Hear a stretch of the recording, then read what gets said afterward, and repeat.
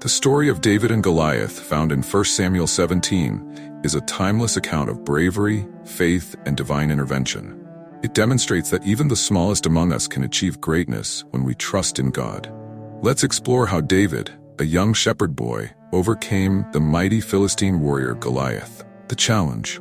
The story begins with the armies of Israel and the Philistines facing off in the valley of Elah.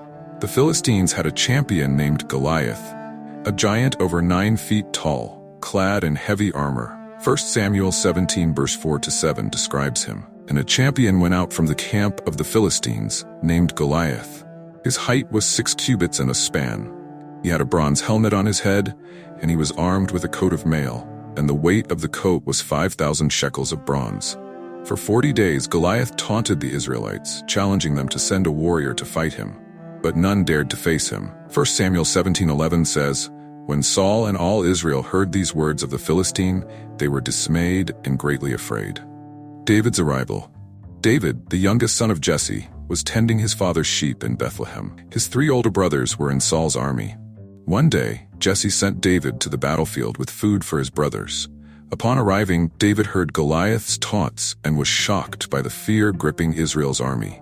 1 Samuel 17:26 records David's reaction. Then David spoke to the men who stood by him, saying, "What shall be done for the man who kills this Philistine and takes away the reproach from Israel?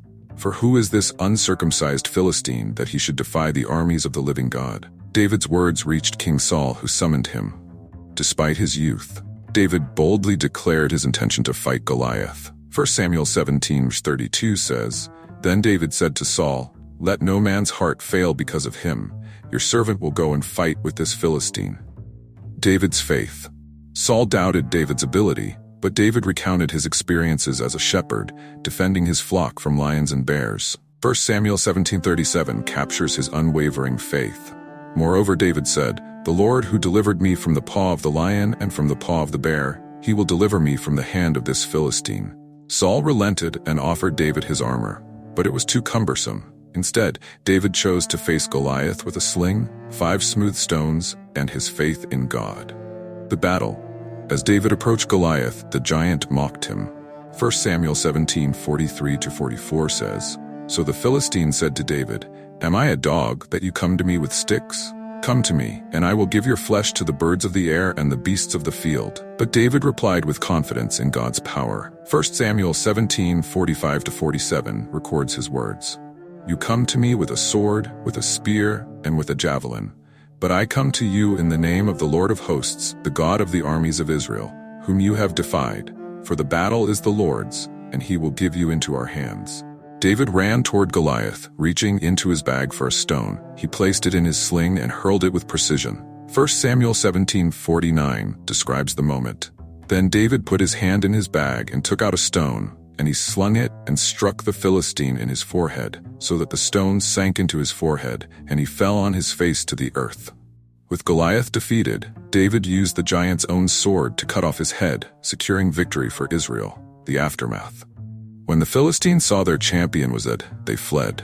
Israel's army pursued them, claiming a great victory. David's triumph was more than just a physical battle. It was a testament to the power of faith and courage. 1 Samuel 17:50 summarizes the event. "So David prevailed over the Philistine with a sling and a stone, and struck the Philistine and killed him. But there was no sword in the hand of David." This victory marked the beginning of David's rise, eventually leading him to become Israel's greatest king. His faith in God during the battle with Goliath remains an enduring example of trust and bravery.